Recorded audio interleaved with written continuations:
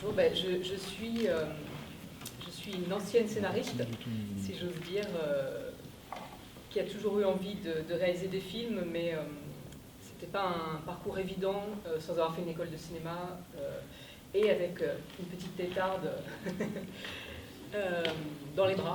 Donc le parcours a pris pas mal de temps, effectivement. Et j'ai pu franchir le pas en 2020, par exemple. Déjà, merci de nous avoir invités. Merci de m'avoir invité à proposer mon film. Ce film a été réalisé en 2021. Moi, je suis comédien de formation. J'ai fait le conservatoire à Paris.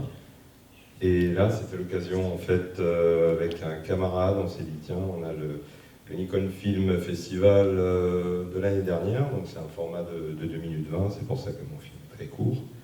Et donc voilà, c'était l'occasion aussi de passer de l'autre. Question qu'on pose beaucoup, où est-ce que je suis allé tourner la première scène?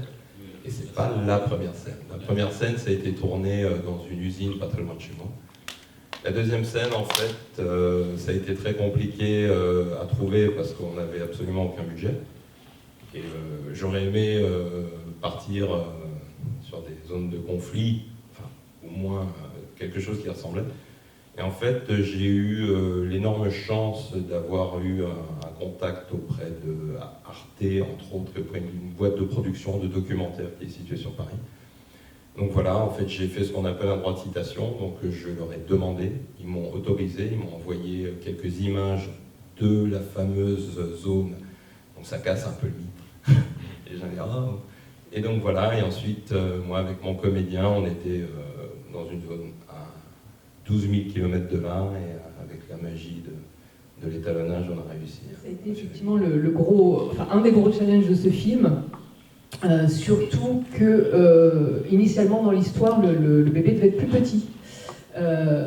Et finalement, avec le jeu des reports de tournage, dû à la pandémie notamment, on s'est aperçu que ce serait à la fois plus intéressant d'avoir un bébé plus âgé, mais aussi plus compliqué parce que d'une certaine manière, il devenait vraiment un personnage du film. Et qu'en plus, il y a une réglementation très complexe en France. On a le droit de faire travailler les enfants de cet âge-là une demi-heure par jour, enfin une demi-heure de présence plateau, donc c'était extrêmement compliqué.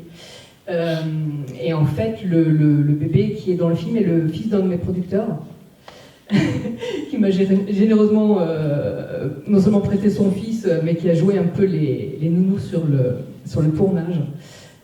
C'était un petit garçon assez anxieux et en fait, ce qui servait l'histoire aussi, pour la petite anecdote, j'ai eu le choix entre un bébé de pub très mignon, tout rose, tout souriant, et ce petit garçon dont on savait qu'il serait très difficile à gérer sur le plateau. Et en même temps, de par sa personnalité, il devenait vraiment le personnage du film, c'est-à-dire il racontait cette difficulté, la difficulté de ma jeune actrice avec lui. En fait, elle est vraiment... je ne vais pas dire dans du documentaire, parce qu'on a provoqué aussi des situations qui servaient le scénario, mais il y a eu toute une part très aventureuse dans le tournage, parce qu'on savait très bien que, quelles que soient les scènes écrites, le petit garçon ferait exactement ce qu'il voulait, ou plus exactement ce qu'il ne voudrait pas. et donc ça a été assez excitant aussi je ne vais pas dire de réécrire le film, mais en tout cas de l'adapter en fonction de ce qui se passait sur le plateau avec lui, dans ces très courts moments qui nous étaient accordés, et notamment ça a changé notamment la fin du film, ce très beau plan volé a complètement changé la donne en salle de montage. Du coup, vous, un film 2 minutes 20, à peu près, pour se rendre compte un petit peu, 2 minutes 20 à la fin, combien de temps de tournage, de préparation? Alors, le tournage s'est étalé sur 3 mois. Bien évidemment, on n'a pas tourné 3 mois. Parce qu'en fait, mon chef opérateur, lui qui est informaticien dans la vie, on prenait vraiment sur des week-ends pour tourner.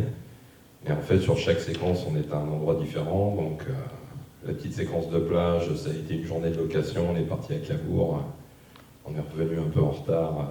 Enfin bref. Mais bon, moi, je suis content. Les images sont plutôt belles. Et donc, en tout, je dirais à peu près entre l'écriture et le final, je vais lui passer 3 mois dessus. Bonjour, moi je m'appelle Ted Hardy-Carnac, j'ai réalisé Un monde sans crise, donc c'est le premier film à passer. Voilà, pour me présenter très rapidement, moi je viens d'un parcours qui n'est pas de cinéma, j'ai fait une école d'ingénieur, une école de commerce, j'ai bossé en banque et j'aimais pas du tout ce que je faisais. Et j'étais cinéphile à côté de ça, et à un moment j'ai démissionné pour faire des courts-métrages, écrire et réaliser. J'ai écrit et réalisé plusieurs courts-métrages autoproduits, et celui-ci, à mon sens, c'est mon 5e court-métrage qui lui, est accompagné par un Bonjour, du coup, moi c'est Yvan Cuprier. Donc, pareil, à la base, j'étais pas du tout dans le cinéma, j'ai fait des études au conservatoire de piano à Lille. Et voilà, comme c'est un milieu voilà, où on peut s'enfermer pendant des heures juste pour travailler sur l'instrument, j'avais envie aussi de faire des projets avec d'autres personnes et de m'ouvrir un peu à un travail un peu plus collectif. Donc je me suis inscrit en fac de cinéma et c'est là où j'ai rencontré d'autres passionnés avec lesquels on a essayé de faire une association où on essaie de réunir un peu les talents pour tenter de faire des courts-métrages qu'on autoproduit encore pour l'instant. Je vais vous poser tout de suite la question, comment est né ce projet? Pourquoi ce choix de ce film? Alors, le projet, en fait, moi, ce sujet-là, traiter ce sujet, c'était quelque chose qui me tenait quand même pas mal à cœur. Sans étaler ma vie, voilà, j'ai grandi avec une personne qui était aussi en situation de handicap. Et voilà, donc, quelqu'un qui était atteint de trisomie. Et c'était voilà, une personne qui, forcément, dans les discussions en famille et tout, moi j'avais peut-être 12 ans, 12 ans, qui forcément, à cause de son handicap, est un petit peu, dans les conversations intellectuellement, a forcément du mal à suivre les conversations. Mais par contre, émotionnellement, c'était quelqu'un voilà, qui avait une capacité à comprendre les sentiments, à comprendre nos réactions, etc. Et aussi beaucoup, on va dire, à pardonner dans les disputes familiales, des choses comme ça. Et du coup, pendant très longtemps, je pense que ça m'avait trotté dans la tête. Bien des années plus tard, du coup, je me suis dit, j'ai envie de le concrétiser, de montrer un petit peu cet aspect-là. Mais d'un autre côté, voilà, j'ai aussi un peu le passionné un peu de cinéma aussi, de vieux films des années 30, dans l'esthétique, etc. Qui avait envie aussi de proposer un univers esthétiquement assez marqué. Donc je me suis dit, je peux essayer peut-être de jumeler un petit peu ces deux. Peut-être, moi je voulais vous demander, vous qui avez, quand vous êtes présenté, vous avez dit que vous avez fait d'abord 4 courts-métrages autoproduits, c'est ça, si je ne me trompe pas. Donc celui-là, c'est le premier produit. Oui. Est-ce que vous pourriez dire comme ça, du coup, un peu, alors la différence en quoi, pour un réalisateur, il y a des similitudes et des différences dans autoproduire son film ou alors passer par une maison de production? Qu'est-ce que... autoproduire, c'est la galère. C'est-à-dire qu'on n'a pas d'argent, ou on a l'argent qu'on a bien envie de mettre sur le film, et souvent ça se compte en centaines d'euros parce qu'on n'a pas non plus énormément d'argent à soi à mettre. Ça veut dire évidemment qu'on ne paye personne, notamment dans l'équipe, donc on doit convaincre les comédiens, les techniciens de venir par amitié. Donc moi j'ai fait beaucoup dans mes films de films très courts, parce que, comme notamment des films pour le Festival Nikon, parce que ça permet justement de réquisitionner entre guillemets les techniciens sur 1 ou 2 jours de tournage, donc que ce soit pas trop prenant pour un projet sur lequel ils ne sont pas payés. Rosalie qui est là, qui faisait le travail de production, même si c'était autoproduit, c'est elle qui faisait le travail de production. J'avais la chance d'avoir quelqu'un qui s'occupait de tout ce que fait un producteur, au-delà de trouver des sous, je veux dire, voilà, trouver les lieux, aider pour le casting, enfin, faire que le film soit possible matériellement, logistiquement parlant. Et avec une production, c'est différent parce que du coup il y a une structure derrière nous.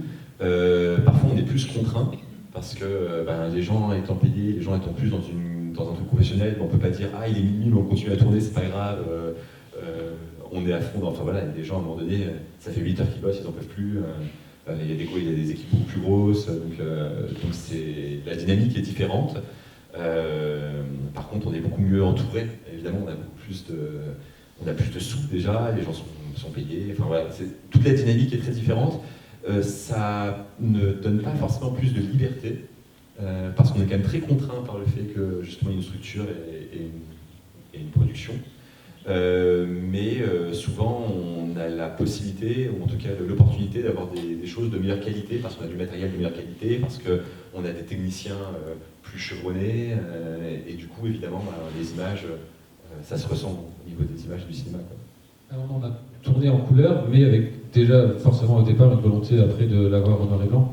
Mais parce que c'est vrai qu'on a essayé de trouver, du coup, comme je disais tout à l'heure, un cachet un petit peu des années 30 dans l'esthétique, c'est-à-dire vraiment essayer voilà, c'était des pellicules qui avaient besoin de plus de lumière pour fonctionner, et du coup on éclairait beaucoup plus les sujets, et par exemple toutes les zones blanches ressortaient beaucoup plus.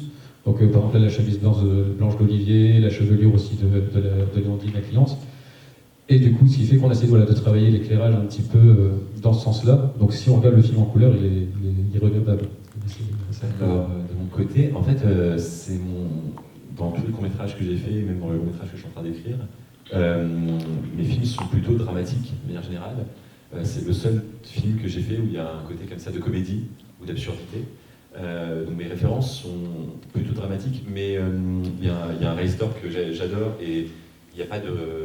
Enfin, j'ai pas particulièrement pensé à lui pour faire mon film, mais en même temps je me dis qu'il y a un lien, c'est Spike Jonze, qui a fait des films comme dans Paul Malkovich ou Adaptation, ou plus récemment Peur, qui est un réalisateur qui justement fait des films assez hybrides, je trouve, où c'est extrêmement dramatique, voire glauque ce qui se passe, en même temps assez absurde, et parfois drôle malgré le fait que ce soit glauque.